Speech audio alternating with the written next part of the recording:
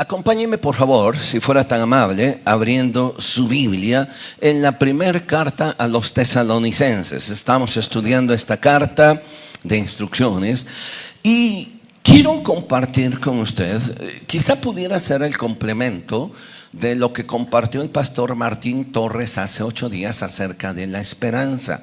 Si usted no vino, está en nuestra página de YouTube toda la conferencia que habla sobre la esperanza, por cierto, muy acertada, muy buena, y que yo quiero recuperar, porque de hecho íbamos a hablar sobre eso, pero hoy quiero hablar sobre una esperanza que de pronto aparece en la doctrina cristiana.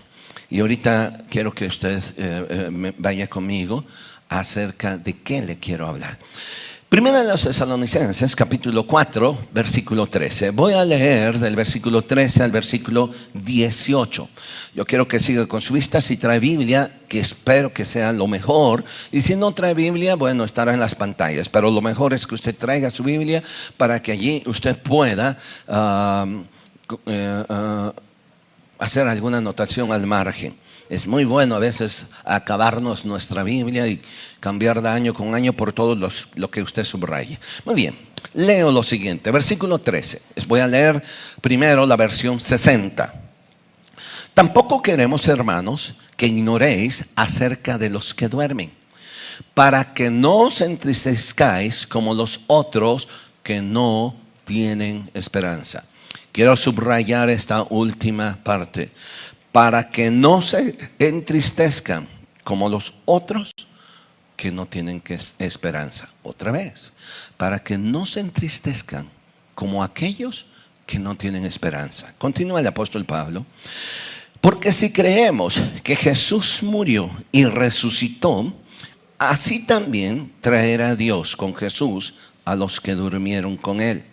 Por lo cual os decimos esto en palabra del Señor, que nosotros que vivimos, que habremos quedado hasta la venida del Señor, no precederemos a los que durmieron. 16. Porque el Señor mismo, con voz de mando, con voz de arcángel y con trompeta de Dios, descenderá del cielo, y los muertos en Cristo resucitarán primero. 17. Luego nosotros, los que habremos quedado, seremos arrebatados juntamente con ellos en las nubes para recibir al Señor en el aire, y así estaremos siempre con el Señor. Y termina diciendo en el versículo 18, por tanto, alentaos los unos a los otros con estas palabras. ¿Cuáles palabras? Hay una esperanza y no se entristezcan como aquellos que no la tienen. Ahora voy a leer el mismo pasaje, pero lo voy a leer en otra traducción, que es una traducción un poquito más explícita, no usando de manera literal. Dice lo siguiente en la Nueva Traducción Viviente: y ahora, amados hermanos, queremos que sepan lo que sucederá con los creyentes que han muerto, para que no se entristezcan como los que no tienen esperanza. Otra vez, para que no se entristezcan como los que no tienen esperanza. Versículo 14.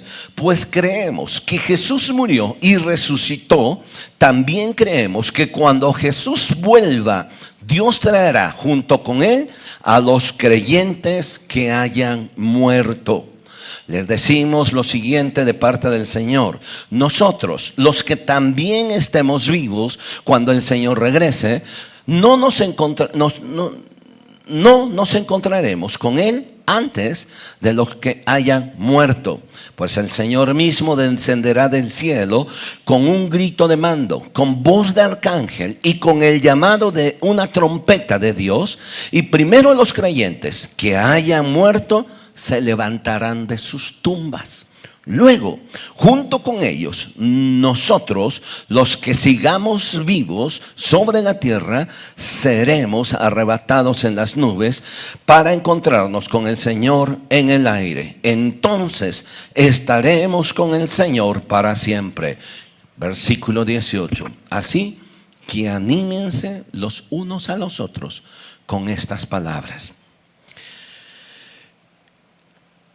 Permítame solo explicar el contexto. Cuando el apóstol Pablo está escribiendo en este pasaje diciendo, no se entristezcan como los otros que no tienen esperanza, y después introduce un tema que va a ser nuevo para el mundo de ese tiempo, y es la resurrección de los muertos.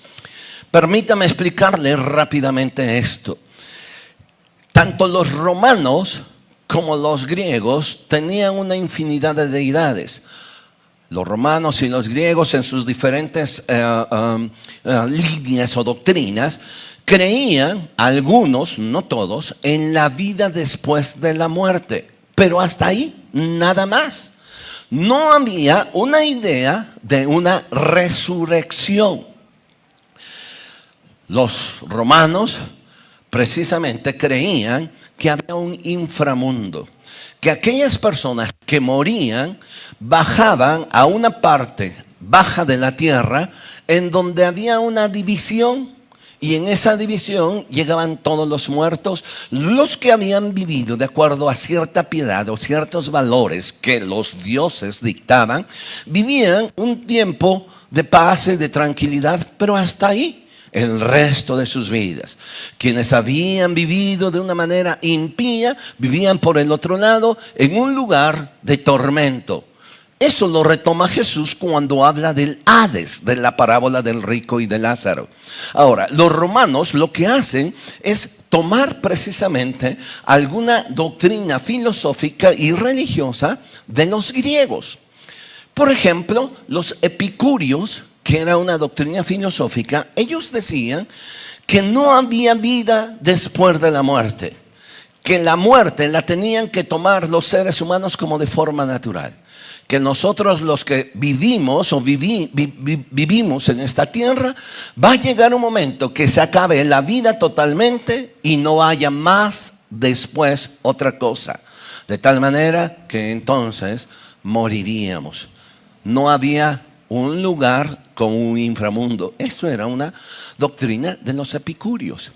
Los estoicos, ellos sí creían que había una vida después de la muerte, pero también ellos decían, tenemos que enfrentarla así, como lo más natural, pero porque no hay nada más que otra cosa que vivir allí en ese inframundo.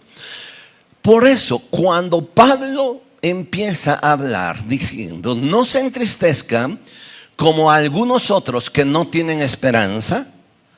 Bueno, para los cristianos que ahora estaban convirtiéndose al evangelio, era nuevo la idea de resurrección.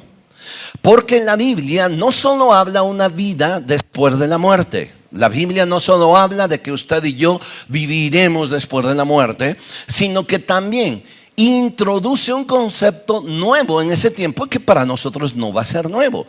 ¿Cuál es? La resurrección de los muertos. Así que entonces, los cristianos tenemos no solo la esperanza de que vamos a vivir eternamente, de que nuestra alma no se va a destruir, sino que también tenemos esperanza. Y esa esperanza es que vamos a resucitar.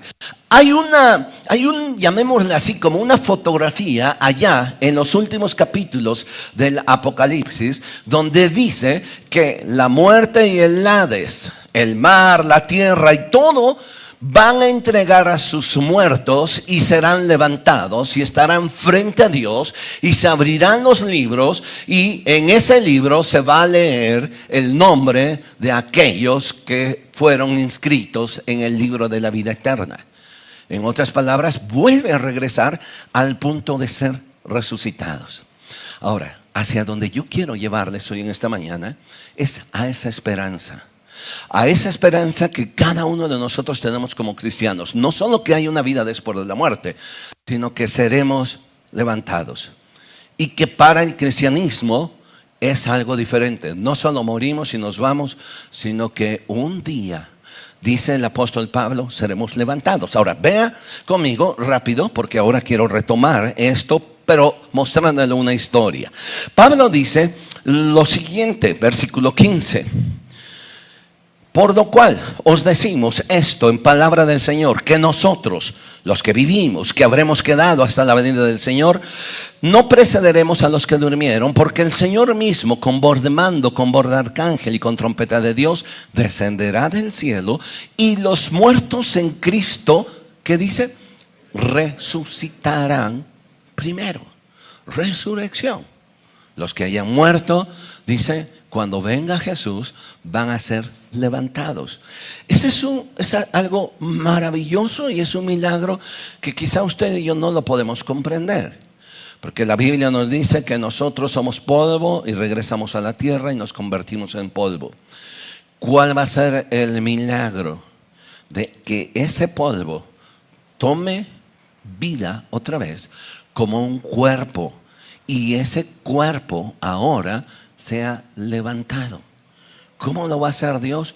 No lo sabemos, pero eso es lo que dice la Escritura. Seremos resucitados con Él. Versículo 17. Pablo tenía una idea clara diciendo: luego nosotros, los que vivimos, los que hayamos quedado, seremos arrebatados juntamente con Él para vivir en las nubes. Qué interesante es que tanto Pablo como otros cristianos creían que ellos no iban a morir. Ellos estaban esperando que Jesús viniera y los tomara y se los llevara. Pero allí es donde entonces algunos cristianos empezaban a entristecerse. Y fíjese, yo estaba investigando precisamente la palabra entristecer. Y la palabra en griego es elpis. Bueno, perdón, la palabra esperanza. Y la palabra esperanza es elpis. Y significa tener una expectación. De tal manera que cuando usted y yo no tenemos esa esperanza, no tenemos esa expectación, no tenemos un propósito de entender que vamos a ser levantados, caemos en una situación de vacío. Déjenme explicarles qué es este vacío. Muchos de ustedes quizás han escuchado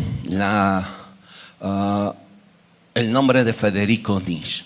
Friedrich Nietzsche fue un filósofo alemán. Él nació por el año 1940, 44, algo así, y murió en el año de 1900. Murió relativamente joven. Él escribió varios libros, pero hay un libro interesante. Bueno, todos son interesantes. Y uno de ellos, que se le conoce como la Gaia Ciencia o la ciencia jovial, en ese libro escribe varios aforismos, varios como cuentitos, donde relata su doctrina de una manera muy interesante y muy difícil de comprender, porque usa términos filosóficos quizá tan claros que de repente pueden resultar muy confusos. Entonces, en ese libro de la Gaia Ciencia hay diferentes cuentitos o aforismos, y hay un cuento que se llama El Loco. Es el número 125. Y quiero leerlo porque es muy pequeño. Porque allí aparece por primera vez la palabra que muchas veces hemos escuchado o que se popularizó en los años 80, precisamente en los Estados Unidos, en Nueva York, donde una mañana de repente todos los que viajaban en el metro fueron observando que en cada estación, así con letras como graffiti, estaba una frase que decía: Dios ha muerto. Y esto impactó. Poco a poco empezaron algunos a investigar y se dieron cuenta que era una frase no nueva, sino era una frase que popularizó Friedrich Nietzsche. Y bueno, sacándola de contexto, esa frase de Dios ha muerto, algunos piensan que lo que Friedrich Nietzsche hablaba era acerca o demostraba su ateísmo. Yo no creo en Dios porque Dios ya murió. No, en realidad lo que implicaba esta frase tenía que ver con una desesperanza, con un vacío. Y de hecho, él es uno de los que toma una frase que también es una doctrina filosófica que se conoce como nihilismo. Espero no se me compliquen, hoy me puedan ir entendiendo. El nihilismo es una palabra, el nihil en latín significa vacío. Ahora, déjeme explicarle con esto, de este vacío, con el aforismo de El Loco, para que ustedes puedan entender a qué se refería Federico Nietzsche con Dios ha muerto. No estaba hablando de su ateísmo, porque en realidad en sus escritos él no habla como un ateo, sino habla como una persona vacía, como una persona que en algún momento creyó en Dios, confió en Dios, pero algo pasó en su vida que se quedó él sin nada. De tal manera que entonces él dice, si Dios murió, ahora nosotros estamos solos. Y si estamos solos, vivimos en un vacío, que ese es el nihilismo. Vivimos en un vacío donde no hay propósito de vida, donde no hay esperanza, donde sencillamente tenemos que crear o inventar una religión, porque la religión de los cristianos nos falló. Así que entonces tenemos que inventar una religión. Y él entonces empieza a hablar sobre sí mismo, un humanismo, confiar en sus valores, creer en sí, para que solamente lo que pueda sostener al hombre ya no sea Dios, porque Dios murió. O lo matamos. Ahorita les leo esta parte. Y luego él dice, si Dios murió, no tenemos más que centrarnos en nosotros. Solamente nosotros tenemos la respuesta para vivir. Pero sabe que tristemente él creyó eso y él murió en el año de 1900. Murió demente. Murió con grandes problemas de salud. Tenía sífilis, tenía problemas de demencia, tenía cambios de humor, era depresivo. Se dice que muchas veces en esos cambios de humor y esa demencia, él se olvidaba siquiera de sus amigos. Él murió solo. Ese hombre que escribe uno de sus libros que se llama El Superhombre, terminó vacío. Porque cuando nosotros dejamos a Dios a un lado, entonces dejamos la esperanza. He allí donde quiero que no se pierda. No se entristezcan como los que no tienen esperanza. Porque usted y yo sí tenemos esperanza. Dejar a Dios a un lado y centrarnos en nosotros es vivir un vacío. Es vivir una vida sin sentido y sin propósito. Bien, les voy a leer rápido unas frases de este pequeño historietita, o de esta historia, o aforismo como se le conoce, que se le llama precisamente El Loco. Escuchen cómo empieza. Dice, ¿no habéis oído hablar de ese loco que encendió un farol en pleno día y corrió al mercado gritando sin cesar, busco a Dios, busco a Dios? Como precisamente estaban allí reunidos muchos que no creían en Dios, sus gritos provocaron enormes risotadas. ¿Es que Dios se te ha perdido?, decía uno. ¿Se ha perdido como un niño pequeño?, decía otro. O tal vez se ha escondido, o tiene miedo de nosotros, se habrá embarcado o habrá emigrado. Así gritaban y se reían alborozadamente, y entonces el loco saltó en medio de ellos y los traspasó con su mirada. Y dijo, ¿que a dónde se ha ido Dios?, pregunta. Y él dice, les voy a decir, lo hemos matado, vosotros y yo. Todos somos su asesino. Pero ¿cómo hemos podido hacerlo? ¿Cómo hemos podido bebernos el mar? ¿Quién nos prestó la esponja para borrar el horizonte? ¿Qué hicimos cuando desencadenamos la tierra de su sol? ¿Hacia dónde caminará ahora? ¿Hacia dónde iremos? Y aquí es donde empieza a hablar Nietzsche sobre ese vacío. ¿Hacia dónde iremos? Porque todos nosotros matamos a Dios. Y es lo que está diciendo. Todos somos sus asesinos. Y ahora estamos caminando en un vacío, en un vacío donde no tenemos esperanza. ¿En quién confiamos? No podemos confiar en nadie. Ese Dios lo matamos ustedes y yo. Y entonces él empieza a hablar sobre ese vacío, sobre ese despropósito de vida, sobre esa situación que de alguna manera muchas veces caen. ¿Y sabe qué? Hay algo, los cristianos podemos caer en ello. ¿Sabe? Federico Nis fue hijo de un pastor luterano. A los 5 años parece ser que murió su padre y su madre quedó al frente de la iglesia.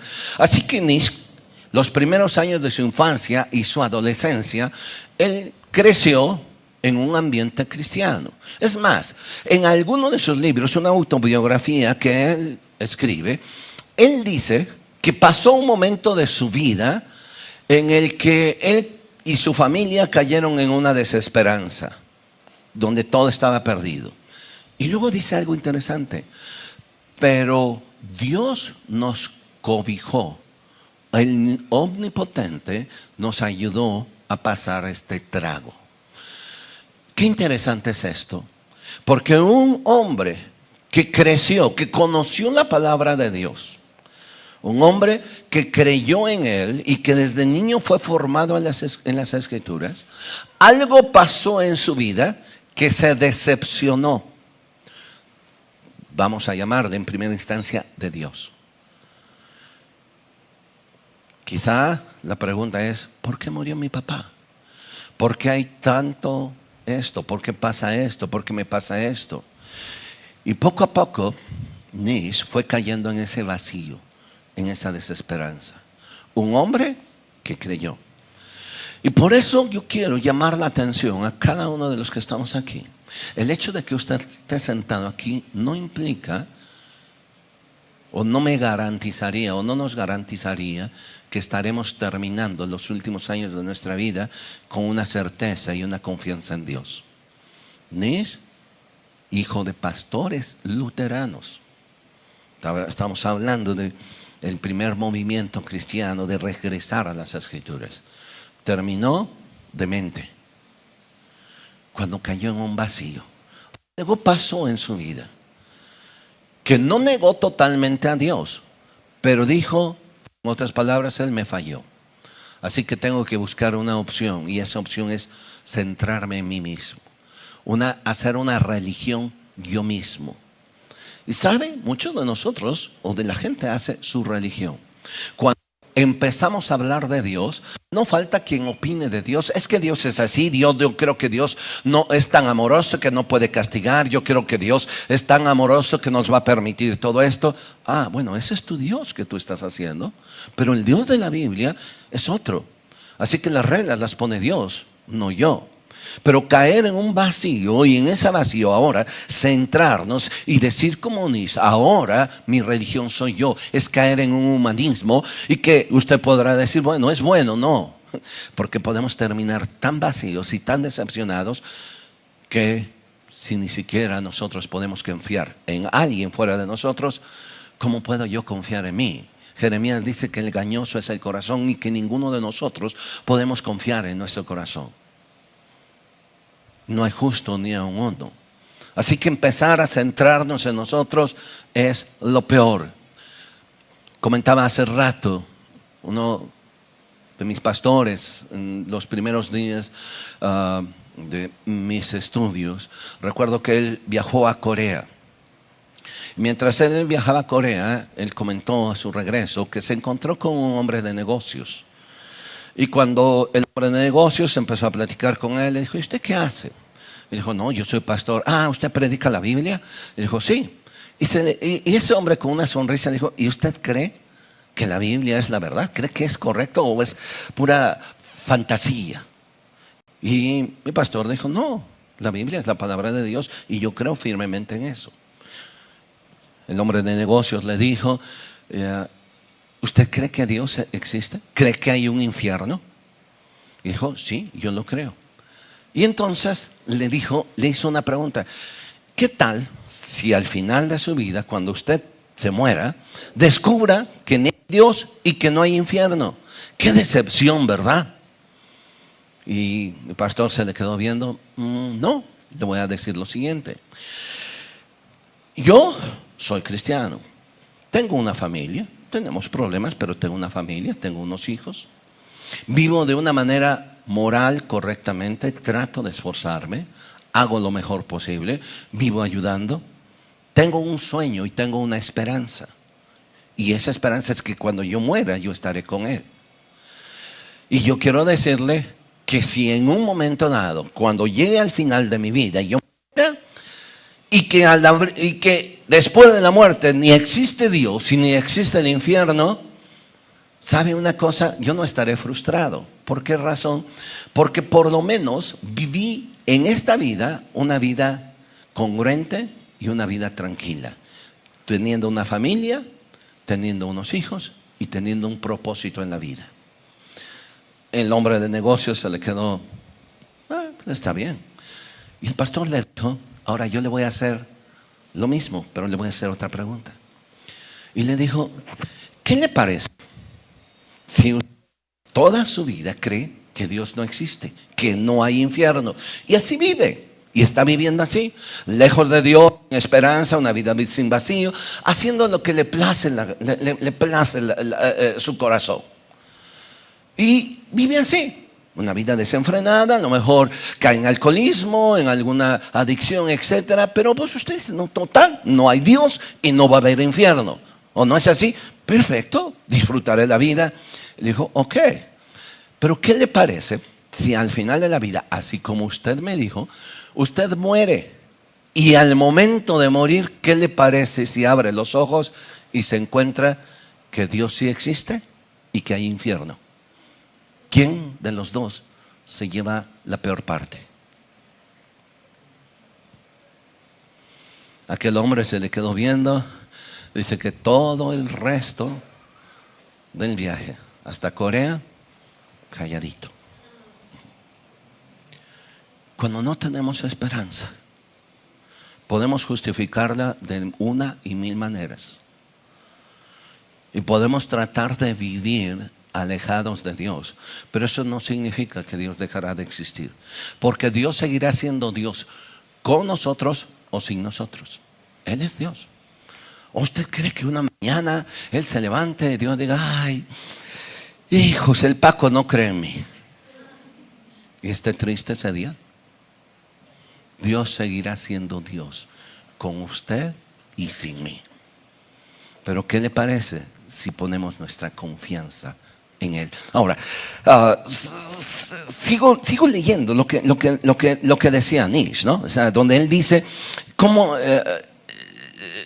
¿dónde está Dios si se burlan de Él? Ahora, luego le leo otra parte. Dice, no oímos todavía el ruido, y escucha bien esto, no oímos todavía el ruido de los sepultureros que entierran a Dios. Está hablando Nietzsche. No oímos todavía el ruido de los sepultureros que entierran a Dios. No nos llega todavía algún olor de la putrefacción divina, porque también los dioses se pudren. Dios ha muerto, y es la primera ocasión que aborda Él. Años después escribió otro libro que se llama Así habló Zaratustra, hablando del zoroastrismo, y aborda no esencialmente el mismo tema, pero sí aborda ese vacío, tratando de dar una respuesta. Si Dios ha muerto y nosotros lo matamos, ¿en quién confiamos? ¿Qué podemos hacer? Dice, Dios ha muerto y nosotros lo hemos matado. ¿Cómo podemos consolarnos, asesinos entre los asesinos? Y termina con algo interesante. Escúcheme, me salto a otra parte. Todavía se cuenta que el loco entró aquel mismo día a varias iglesias y entonó en ellas su requiem alternam Deo. ¿Saben lo que significa requiem alternam Deo? Significa descanse en paz Dios. Dios ha muerto. Una vez conducido al exterior e interpelado, contestó siempre esta única frase: pues, ¿qué ahora ya estas iglesias son más que tumbas y panteones de Dios. Qué triste es no solo vivir en un vacío sin esperanza. ¿Sabe también qué es tristeza? Que las iglesias, y estamos hablando nosotros, seamos un panteón donde nosotros mismos no ofrezcamos una alternativa a ese mundo de que en Dios hay esperanza. De que la vida, no solo hay una vida después de la muerte, sino que también nos levantemos. El loco del que habla Nis es una historia interesante que nos habla de un hombre con desesperanza, de un hombre vacío, de un hombre que no tiene propósito en su vida, que empezó bien, pero algo pasó. Regrese conmigo, por favor, a Tesalonicenses. Versículo 13. Tampoco queremos, hermanos, que ignoréis acerca de los que duermen o de los que han muerto, para que no se entristezcan como los otros que no tienen esperanza.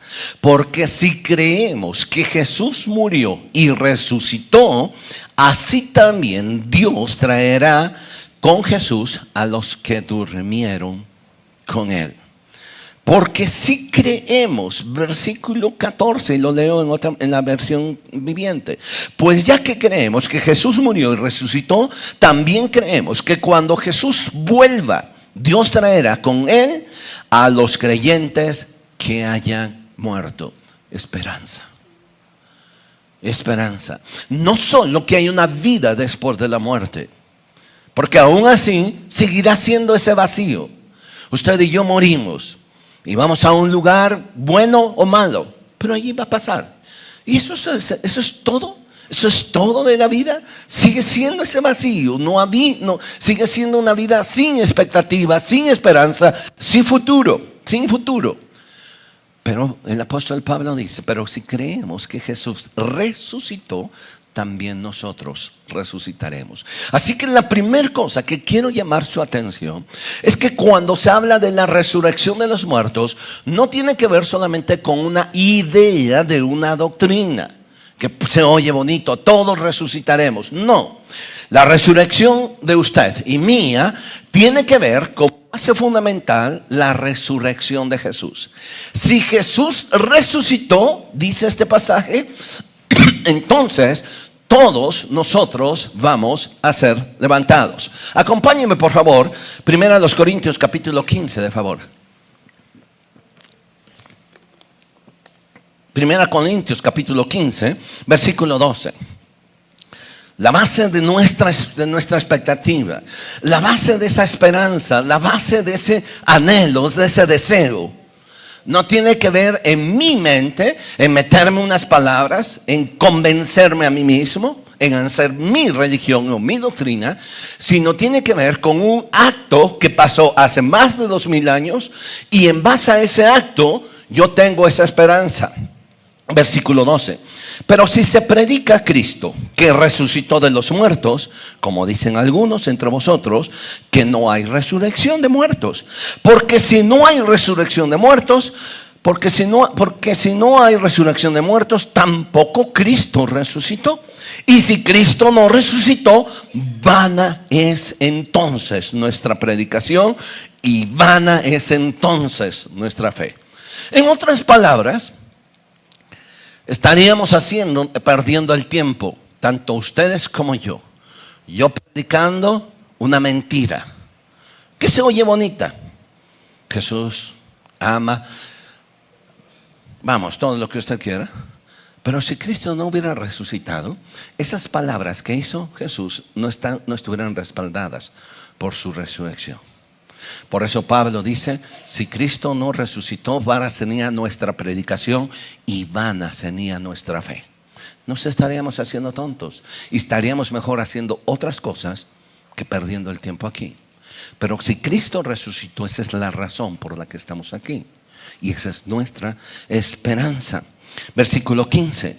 Y somos hallados falsos testigos de Dios porque hemos testificado de Dios que Él ha resucitó a Cristo, al cual no resucitó, si en verdad los muertos no resucitan. Sería falso y sería falsa mi predicación. Porque si los muertos no resucitan, tampoco Cristo resucitó. 17. Y si Cristo no resucitó, vuestra fe es vana y aún estáis en vuestros pecados. Entonces también los que durmieron o murieron en Cristo perecieron y se acabó. Si en esta vida solamente esperamos en Cristo, dice, somos los más dignos de conmiseración de todos los hombres. En otras palabras, si yo espero en Cristo, pero si Cristo no hubiera resucitado, soy digno de lástima, pobre tonto. Está creyendo en un Dios que dice que iba a regresar, pero se quedó en la tumba. 3 días después fueron a verle algunos discípulos y encontraron la tumba vacía. Y cuando preguntaron a un hortelano que estaba allí, ¿dónde está? Dijo, no sé, resucitó. Seríamos dignos de lástima si estuviéramos nosotros solamente hablando de la bondad de Dios. Porque esa bondad no estaría respaldada, escúchenlo bien, por la resurrección de Cristo. En otras palabras, permítame, este libro sería una novela bonita si no estuviera respaldada por la resurrección de Jesús. Las palabras que Jesús dijo pudieran ser unas palabras buenas, dignas de escribir, de memorizar, pero hasta ahí. Pero porque resucitó, sus palabras tienen más que un impacto de gracia, tienen un impacto de poder. Por lo que Él resucitó, yo voy a ser resucitado. Y la primera cosa que quiero que usted y yo entendamos es que la resurrección y la esperanza que tenemos de no solo tener una vida después de la vida, sino que vamos a ser levantados y de manera milagrosa. Usted no me pregunte cómo ni dónde. Los que murieron en el mar serán levantados. Aquellos que murieron quemados de alguna manera también serán levantados. Aquellos que murieron de una manera trágica, desmembrados por aquí y por allá, donde desapareció todo, en un momento, en un abrir y cerrar de ojos, Jesús va a venir y levantará a ellos. Ahora, yo estoy hablando de una manera trágica, pero aquí hay un detalle. ¿Qué pasa con nosotros? ¿Qué pasa ahora con aquellos que perdimos algún familiar? Cuando estamos en un funeral, es difícil tener un estudio sobre esto. Pero yo quiero que por favor usted tome precisamente esto, porque tarde o temprano lo vamos a enfrentar. O nosotros pasaremos o alguien más cercano a nosotros pasará. ¿Y cómo lo vamos a enfrentar? ¿Cómo lo vamos a hacer? Primero, con esa certeza, con esa esperanza. Esa esperanza de la cual Jesús dijo que fue respaldada por su palabra. Pero ahí quiero dejarles rápido 3 versículos. Juan capítulo 14, versículo 3, de favor. Juan capítulo 14, versículo 3. Leo del versículo 1, 2 y 3, por favor. Jesús está hablando a sus discípulos y está diciéndoles lo siguiente: no se turbe vuestro corazón, creéis en Dios, creed también en mí. En la casa de mi Padre muchas moradas hay, y si así no fuera, yo os lo hubiera dicho.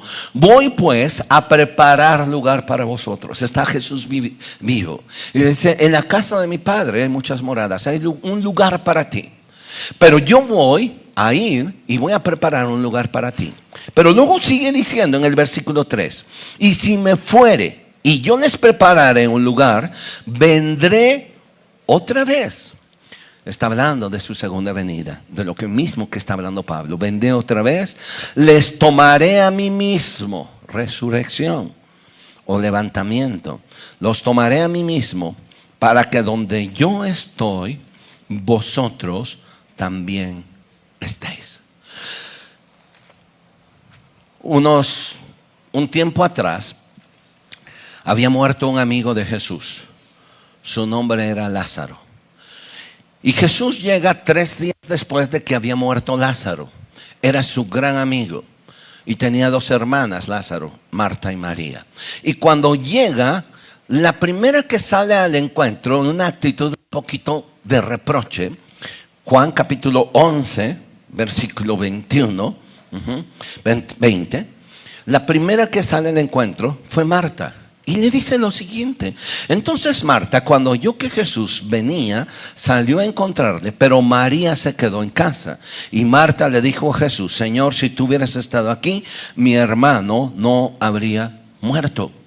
Mas también sé que ahora, que todo lo que pidas a Dios, Él te lo dará. Ahora, déjeme nada más darle una explicación aquí. Jesús llegó, en perspectiva de Marta, llegó 3 días tarde. Porque le dice: si tú hubieras estado cuando mi hermano hubiera estado enfermo, él no se hubiera muerto. Pero ahora ya tiene 3 días y ya se murió. Está bien muertito, frío, tócalo. Ahora, Jesús no llegó tarde. Y aunque en el contexto vemos que mientras iba Jesús, cuando le dijeron que iba Lázaro y estaba enfermo, él le apretujaba a la gente. Llegó 3 días después. En realidad, ¿saben lo que pasó? Hay una razón por la que Jesús llegó 3 días después.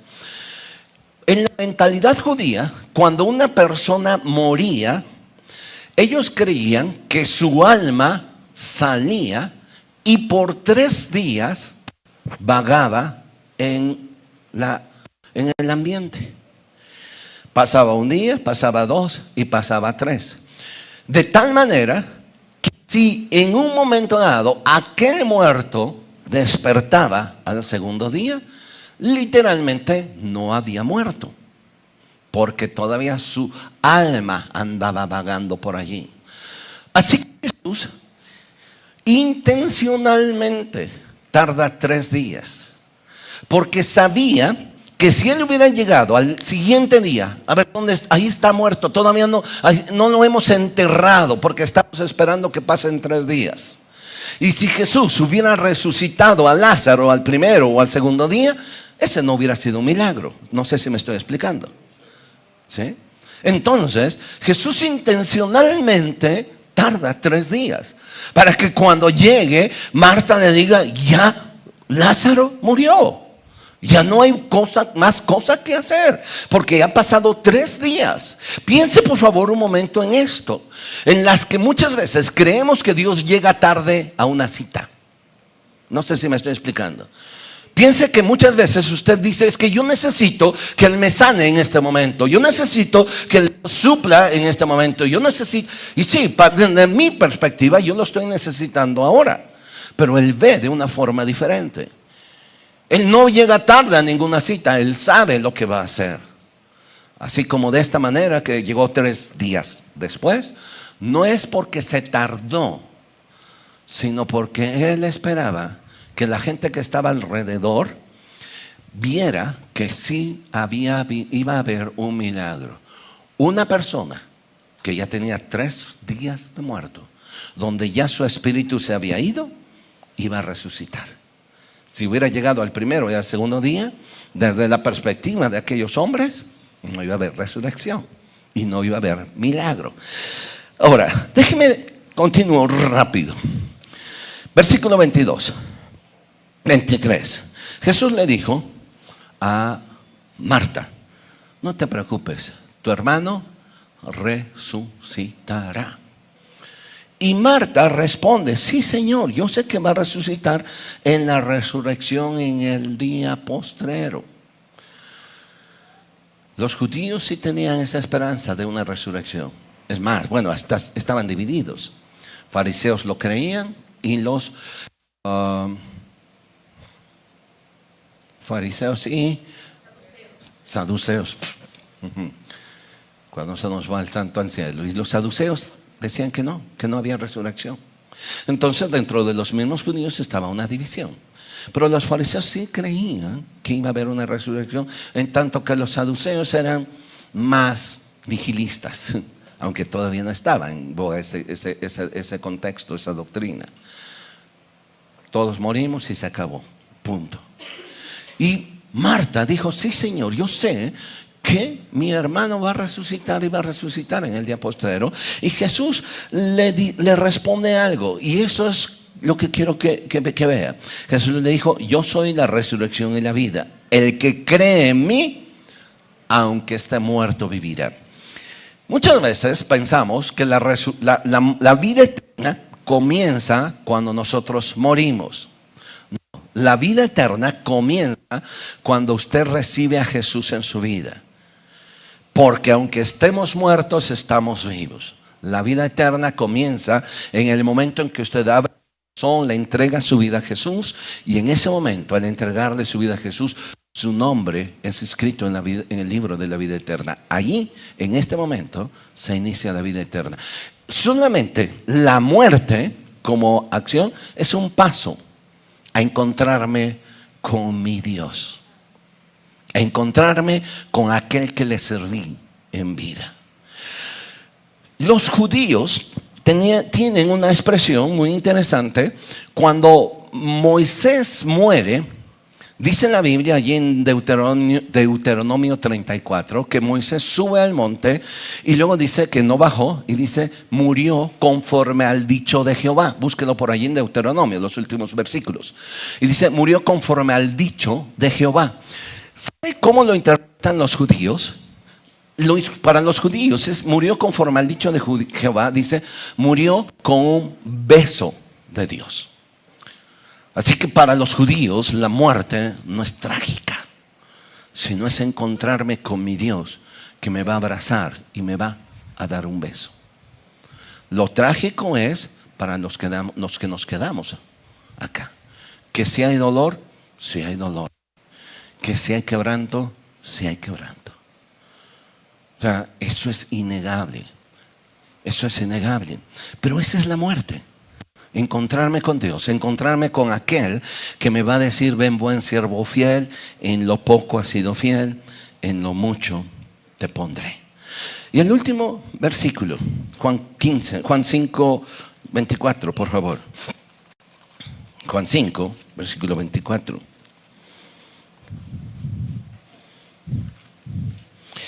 De cierto os digo, el que oye mi palabra y cree al que me envió, ¿tiene qué? ¿Cuándo? ¿Cuando muere? No, cuando cree. Así que solamente la muerte es un trámite. Pero si vamos a morir, la esperanza es que seremos levantados. El que oye mi palabra y cree al que me envió, tiene ya vida eterna y no vendrá condenación, mas ha pasado de muerte a vida. ¿Cuándo? Cuando le recibimos. Y esa es la esperanza. Y esa es la esperanza que cada uno de nosotros debemos tener. Y bien, yo quiero cerrar nada más rápido con esto. Muchas veces en un funeral, cuando Pablo dice no se entristezcáis, como algunos que no tienen esperanza, no está haciendo un reproche. Escúchenlo bien. No está diciendo no te entristezcas, no llores, porque hay esperanza. No, porque está hablando el apóstol Pablo es tener una esperanza. La palabra esperanza viene de una palabra griega que es elpis y significa tener una expectación, tener un anhelo. Pero en ese anhelo, en el momento en que yo paso por un tiempo de crisis, de desprendimiento de un familiar, el dolor es fuerte. Tan fuerte que quiero que usted vea que allí mismo, cuando Jesús va y le dice a Marta, dime dónde está Lázaro, y la lleva Marta a donde está la tumba de Lázaro, dice la Biblia, en el capítulo 11, versículo 23, Jesús lloró.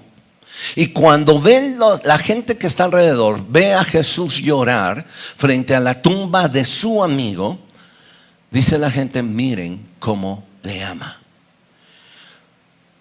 Esconder a veces nuestros sentimientos, o hay cristianos que de repente cuando usted pasa ese tiempo y ven, no llores hermanito, fíjate, y hasta lo hacen sentir mal a uno, que tu fe no decaiga, no, yo tengo fe, mi fe ha decaído, pero me siento triste por lo que estoy pasando. La próxima vez Bueno, aunque usted diga toco madera, ¿no? Pero cuando usted y yo pasemos por eso, no se sienta avergonzado por llorar. Jesús lloró frente a la tumba de su amigo, no por impotencia, porque él sabía lo que iba a hacer. Él sabía, pero Jesús lloró frente a la tumba de su amigo. Cuando Juan el Bautista murió y le dijeron a Jesús, y supo Juan el Bautista que Jesús murió, Mateo capítulo 14, versículo 13. Quiero que vea, por favor, qué es lo que hizo Jesús. ¿Qué es lo que hizo? Oyéndolo Jesús, si usted ve en los versículos anteriores, dice que supo que Juan Bautista había muerto. Juan el Bautista era su primo, ¿sí? Era su primo, no solo era el profeta, era su primo, era un pariente de él. Y cuando Jesús supo que Juan había muerto, dice que se apartó de allí en una barca a un lugar desierto. Otra versión dice, se puso en un lugar alejado para estar a solas. ¿Es malo estar a solas? ¿Es malo? No. Y es bueno a veces. Llore todo lo que tenga que llorar. Cuando estaba enfermo, el hijo de David, producto de un adulterio, dice que él no quería ni comer, ni dormir, ni nada, porque estaba ayunando por su hijo. Pero el día que murió, no querían decirle a él que había muerto, porque decía, si mientras estaba vivo, él estaba llorando, ahora díganle que murió, pues se va a matar. Y cuando abre la puerta, David ve a los demás, él entendió que había muerto el niño y les preguntó, ¿murió el niño? Y dijo, sí, ok, ahora sí, denme de comer. Hay momentos que tenemos que pasar por ese tiempo. No se avergüence, llore. Es un tiempo de luto. Las lágrimas limpian. Pase un tiempo alejado. Si lo quiere, aléjese. No es sinónimo de debilidad. Es que es débil tu fe. No, mi fe sigue siendo tan fuerte. Jesús no pasó por un momento de debilidad. Jesús expresó como cualquier ser humano su emoción, su dolor. Y no solo Jesús, Abraham. Génesis 23:2. Muere su esposa Sara. Y dice este pasaje de Génesis 23:2 que después de que murió, dice, murió Sara en Kiriat Arba, que es Hebrón, en la tierra de Canaán. Y vino Abraham a hacer duelo por Sara. ¿Y qué? Y a llorarla. Es mal. Ahora, ¿sabe? Abraham le conocemos como ¿qué? Como el padre de la fe. ¿Su fe se debilitó? No. Vino a hacer duelo y lloró. Y así podemos encontrar un personaje más, es José. Cuando muere su padre, Génesis 49. Habían pasado muchos años que no había visto José a su padre. Y los pocos años lo tuvo frente a él.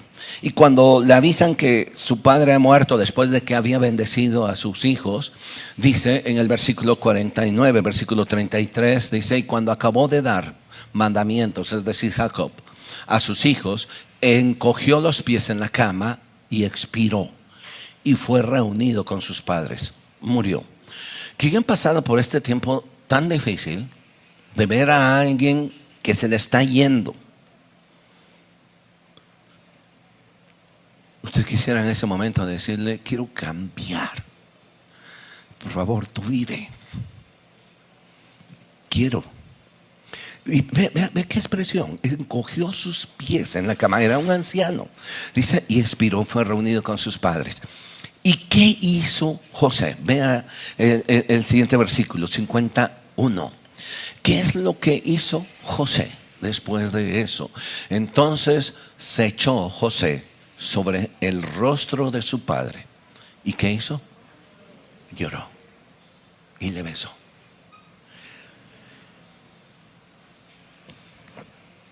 Cuando usted llora, cuando hay un desprendimiento por eso, no es sinónimo de debilidad. Es dolor. Pero es ahí donde usted y yo podemos escuchar las palabras de Jesús. Yo he venido a sanar a los quebrantados de corazón. Y muchas veces nuestro corazón se quebranta por eso. Uno, hay una esperanza. Seremos levantados. Pero dos, fortalézcase en su Dios. Quiero rogarle que por favor se pueda poner en pie. Quise tomar un tiempo para hablar de la vida de un hombre que conoció la palabra, pero terminó vacío. Se dice que Federico Nietzsche terminó tan enfermo, tenía todas las enfermedades del mundo. Él sufrió demencia. Él tenía sífilis. En su juventud vivió una vida depravada. Tenía problemas de insomnio. No dormía. Esos problemas le causaron otros problemas más serios en su organismo. Había días que se dice que su humor era tan cambiante que se quedaba como estático. Y otros días se levantaba muy contento. Bipolar. Había días en los que se pasaba despotricando contra todos y contra Dios. Pero ¿qué pasó en su vida? Vivió una vida vacía, sin esperanza, y la tuvo a su alcance. Creció en un hogar donde se leían las escrituras, pero murió solo. Porque cuando usted y yo matamos a Dios, se oye feo, pero cuando usted y yo matamos a Dios y lo dejamos a un lado de nuestra vida, eso se llama ser un ateo práctico. Porque un ateo práctico es el que no tiene una forma de comprobar que Dios no existe. Solamente vive como si Dios no existiera y hace a Dios a un lado en su vida. Y cuando vivimos lejos de Dios, de sus principios, ¿sabe qué? Terminamos vacíos. Ahora usted me va a decir, pero bueno, eso habla allá afuera. No, nosotros estamos en ese peligro y podemos caer. Como este hombre, siendo un hombre que en su niñez y en su juventud conoció las escrituras. Es más, fíjense que cuando él escribe loco, cuando dice que el loco sale con un farol a pleno día, diciendo ¿dónde está Dios? Dicen los que estudian los escritos de Nietzsche que ese farol es esto, la palabra de Dios, que es lámpara a mis pies. Y que el loco sale diciendo, a ver, esto a pleno día ya no tiene sentido. Esto ya no me ilumina el día. Ya no tiene sentido para mí. Porque esa es la historia del loco. Este farol que iluminaba mi camino no tiene sentido para mí porque no encuentro a Dios en ningún lado. Así que este farol no sirve. Vivir sin Dios, sin una esperanza, es terminar con una vida vacía. Quiero que cierre sus ojos, por favor.